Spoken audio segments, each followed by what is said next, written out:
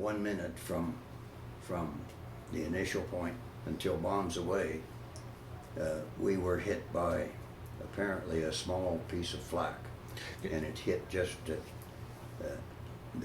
came through the fuselage just ahead of the instrument panel, ahead of the co-pilot, and just started a massive fire just instantaneously. Oh boy. And so I called the crew right away. It was so massive and obvious that it was not going to be controlled or put out with any ease, if at all, and gave them orders to bail out. And the 4 guys in the back did go out and landed relatively close to the target, which Oh, was boy. not too great. Yeah. The last 2 of us that went out, the top turret gunner and I, the gunner had stayed there trying to put this fire out all this time. And by all this time, I'm talking 2 minutes, 3 minutes, I don't know how long. Seemed like a long time to me, but it was not.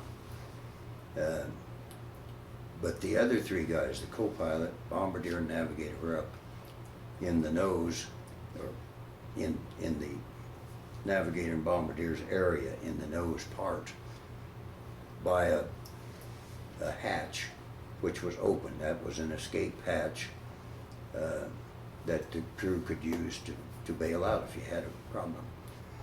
They were sitting around that hatch with the navigator facing me when we started to go out, wanted to go out. Navigator was facing me, the bombardier was over here, and the co-pilot had his back to me.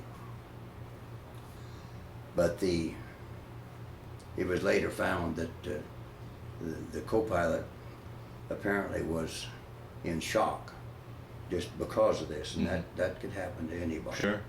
And because he took a swing at the top turret gunner when he was trying to put the fire out, when he finally went up in front.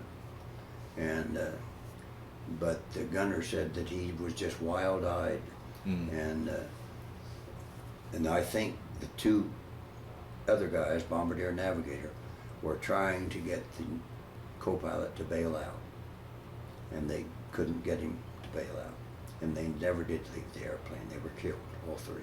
Is that right? Yeah, just a horrible thing that never should have happened, but it did. But the 2 of us, the top turret gunner and I, after starting up in front, and with the navigator saying no, just couldn't hear him, just I could see on his face he was saying no, and he put his hands up like that. I had to go back and try to stabilize the airplane, and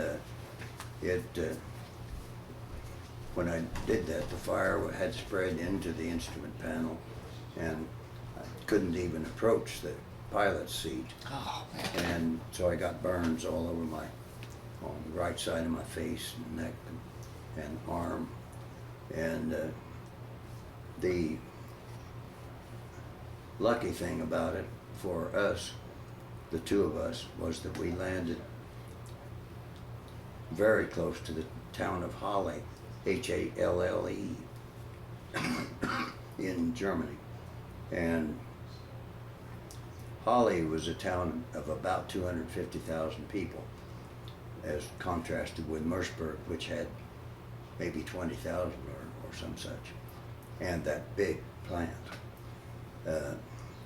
There was a Luftwaffe field at Halle, and when I was coming down, I could hear a Focke-Wulf 190 flying around. I was out most of the time, but occasionally I would come to, and I could hear and see this guy, wondering if he was going to shoot me out of my chute or dump the parachute, or what was he doing.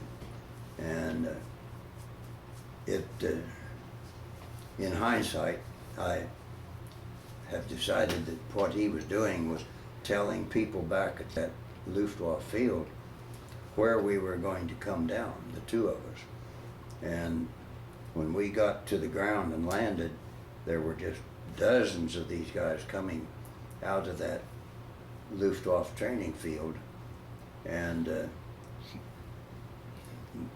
I think it was, without a doubt, something they had seen maybe many times, B-17s crashing around there. And they knew what they wanted, and it was all the escape kit items that were on our backs. That included about $1,500 of German money, and it also a 45 caliber pistol and some food, what we called a D-bar, a very high calorie chocolate bar, delicious but almost too hard to bite. But they knew what they wanted, and they got that stuff out quickly, just rolled me over and over. But then they put both of us in, I think maybe separate, two little cars, and I know when I was put in the back seat of that car and we started out, I couldn't figure that out. It sounded so strange, that car.